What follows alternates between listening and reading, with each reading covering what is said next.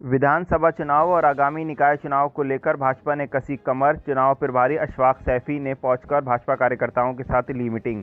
आपको बताते चलें, जनपद रामपुर में बजोड़ी टोला में भाजपा कार्यकर्ता बाकर खां के आवास पर एक मीटिंग आयोजित की गई, जिसमें विधानसभा चुनाव और आगामी निकाय चुनाव को लेकर चर्चा की गई, जिसमें भाजपा के चुनाव प्रभारी अशफाक सैफी पहुंचे और उन्होंने भाजपा की नीतियों को बताया। उन्होंने कहा कि भाजपा का प्रत्याशी जिताएं ताकि शहर में विकास हो सके। उन्होंने कहा कि मौजूदा भाजपा सरकार है, इसलिए अगर हमारा प्रत्याशी जीतेगा तो ज़रूर विकास होगा। वहीं अब आइए सुनते हैं भाजपा के चुनाव प्रभारी अशफाक सैफी और क्या कह रहे हैं।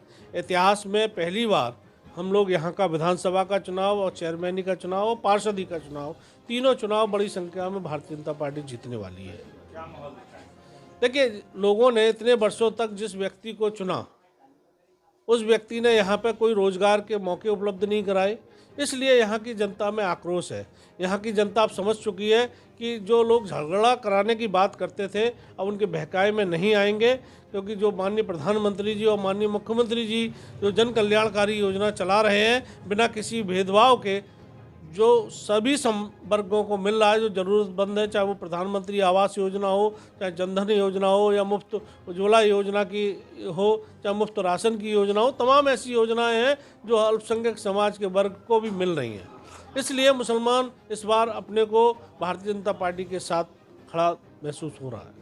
आपको लगता है कि कई बार विधायक चुन चुके हैं आजम खान साहब और 2002 से लगातार विधायक जीत रही है, मैंने बताया निश्चित रूप से जो माननीय प्रधानमंत्री जी और माननीय अपने योगी जी की जो नीतियां हैं, उन नीतियों से प्रभावित होकर मुस्लिम समाज भारतीय जनता पार्टी की ओर जुड़ रहा है। और जो सबका साथ, सबका विकास, सबके विश्वास के नारे के साथ जो माननीय प्रधानमंत्री ने एक हाथ में कुरान, एक हाथ में कंप्यूटर की बात की है, माने दीनी तालीम के साथ साथ मुस्लिम समाज के बच्चों को दुनियावी तालीम हासिल हो, हिंदी, इंग्लिश, गणित, विज्ञान पढ़ें और उस पढ़ाई के साथ वो बच्चे पढ़ लिखकर IAS, IPS, डॉक्टर, इंजीनियर बने।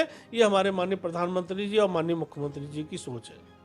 कौन सा चेहरा हो सकता है इस बार? देखिए, चेहरा हमारा कमल का फूल है।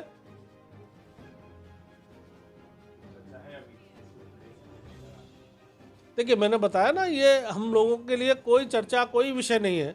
हमारे लिए केवल कमल का फूल है और इस बात परिवर्तन की आंधी है, सब लोग जानते हैं, क्योंकि देश के अंदर और प्रदेश के अंदर भारतीय जनता पार्टी की सरकार है। अगर रामपुर का विकास कराना है तो भारतीय जनता पार्टी के विधायक को, भारतीय जनता पार्टी के सभासद को, भारतीय जनता पार्टी के चेयरमैन को चुनना है।